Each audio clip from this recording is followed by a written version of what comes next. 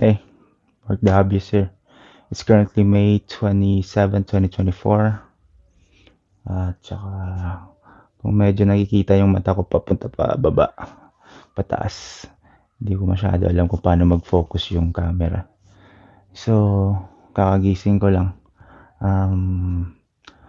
Galing ako sa first night shift ko for this week. So, basically, yung trabaho ko is 3 nights per week. And the rest is off. Now, depende na sa'yo if gusto mo mag-pick up shift, which is you're still paid like overtime. Ito, okay naman buhay dito sa US. Nakaka-afford na ng DJI mic, nakaka-afford na ng Samsung. Well, ang nagpapasaya talaga sa akin is yung nakaka-provide na ako ng sakto sa pamilya ko. Kaya regarding sa video ko kapon na don't ever quit. Kasi if you quit, di mo talaga makakamit yung gusto mo eh.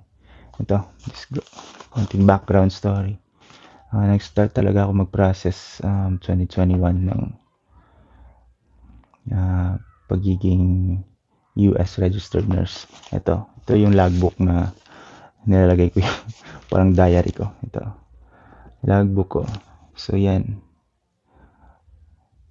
The date there is December 12, 2021. So, it took me like 3 years, 2022, 2023, 2024, dito na ako sa US. So, yung iba nga, umaabot pa ng 10 years. So, kayo na nagpa-process din, same sa akin.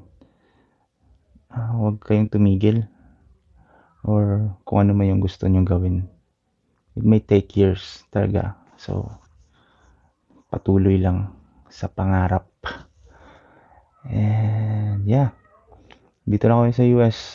Akala ko masosolve na lahat ng problema ko. Hindi na pala. Hindi masosolve mga problema nyo pag punta nyo dito sa US. Magkakaroon kayo ng bagong problema. Yung mga problema nyo sa pera siguro masosolve ng konti. Ganun lang. Ganun talaga ang buhay. And yeah, don't ever give up on your dreams. Damn. Go get it. Always tandaan nyo. Kakampi nyo lang sarili nyo. Kakampi ko lang sarili ko. Walang pake sa kritiko. CLR, ka na magpatuloy.